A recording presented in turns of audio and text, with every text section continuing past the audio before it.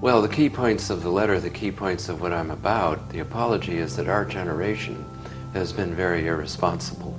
We have brought in leaders that have basically been puppets, that, that in the public domain, whether it's the scientific community, the media, the institutions that have been established for ostensibly for the public good, none of them has delivered, and that the word sustainability has become almost a joke, that the Earth, as we know it, is going downhill very fast, that, that people that claim sustainability and use excuses that they're doing their part is sort of like a tiny fraction of what's really going to be necessary, and that we're going to have to look at a very, very basic change.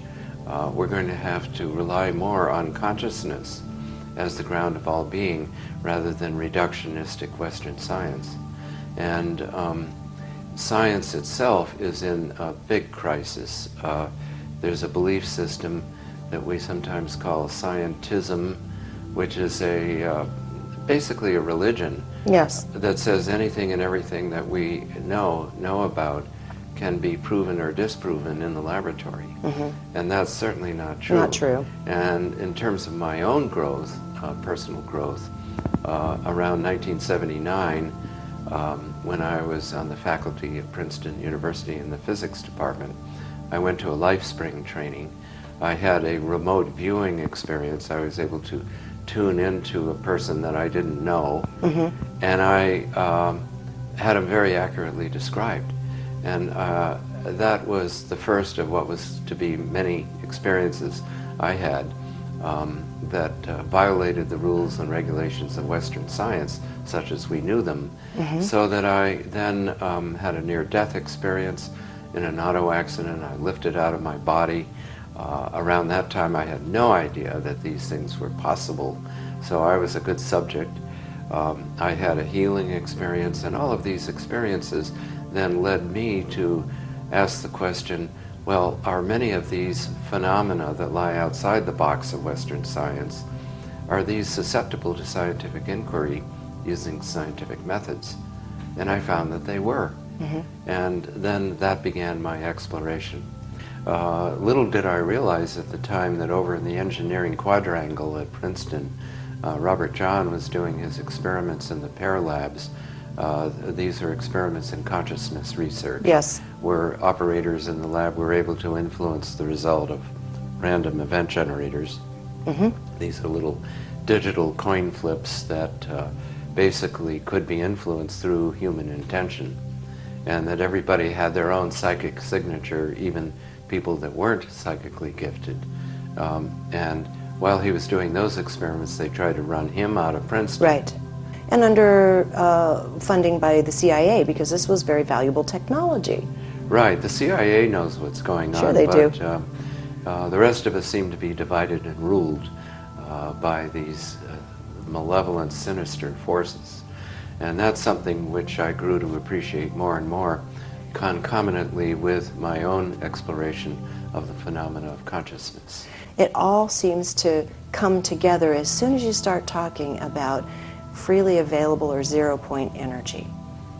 Yes, you know, it took me a long time to, even I resisted addressing the question of free energy or zero-point energy or vacuum energy or any of the more esoteric sounding energy sources which have been out there and researched for quite a while. And so I finally decided to address that question in the early 1990s, late 1980s. I traveled the world. I visited many of the most promising inventors and researchers, and found that there are devices of all kinds out there that are not at the practical stage as practical devices that we can use. It's like there are a lot of Wright brothers out there testing out and proving the concept, but that we haven't gone through the critical step yet of actually developing a real device that people can generally use. That's very inexpensive and accessible to all. Exactly. Yeah. And I am fully confident, by the way, that any one or some of these technologies can be implemented if we have the will, if we have the courage, then we can move ahead into this. And I also feel that this option, the option of so-called free energy, is the only option available to us now that makes any sense in meeting even a fraction of the total energy demand of the world. So we have this two-edged sword now. We have a situation in which there have been literally hundreds to thousands of inventors out there that have been divided and ruled and suppressed. And we have a concept whose physics has gotten much better known. I've made it a personal study through the years, over the last 3 decades actually, to prove to myself that it's experimentally viable, that with a concerted research and development effort, we can come up with some extraordinary technologies for clean, cheap, decentralized energy. And it would just blow the whole energy crisis wide open, and we could solve our principal problem of sustainability, which is that we've been using very dirty energy. And I just want to say, it doesn't matter what your feelings are and whose camp you're in on global warming. This extends far beyond that. Yeah, this transcends the global warming climate change issue. The issues come and go. They're like fads. Yes. And I subscribe to the precautionary principle that if there's any chance that the climate change is as drastic as it appears to be, based on the analyses of the climate science community, then we had better very quickly go off of our addiction to oil and coal and any of the fossil fuels. We should even get off of our addiction to biofuels, which are no great bargain. In fact, it's been calculated by some people like David Pimentel at Cornell University, professor of biology, that if you had an economy based on ethanol from corn, you actually would use more hydrocarbons, more fossil fuels, than if you were to just use the fossil fuels, because of the infrastructure development around that.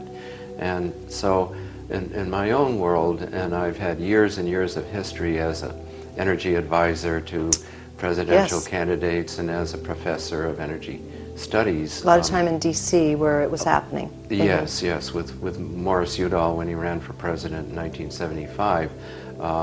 So given my years and years of experience, I would encourage younger people, for example, I would love a graduate student to get his hands around the topic of, well, let's honestly assess all alternative energy sources, the ones we now have, the ones that we could have in a more open world, and let's just see how they stack up in terms of their full life cycle environmental costs. And what people neglect to do, they see fragments of it, and there is a promotional bias.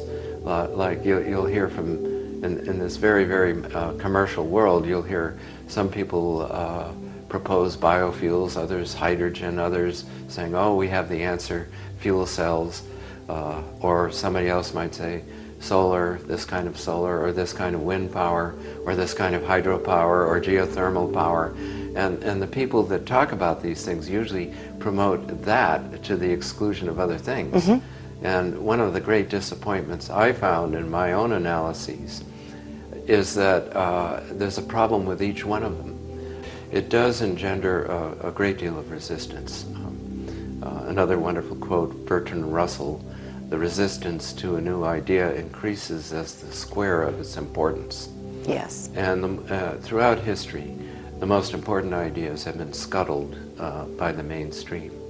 And people don't want it because they unconsciously especially, but to a degree consciously, feel that threatens their way of life.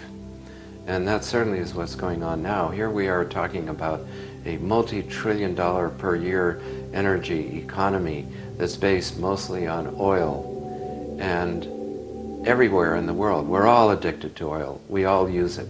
It's the only show in town, basically. for running our cars, and the other hydrocarbons, coal, oil, for generating electricity or nuclear power.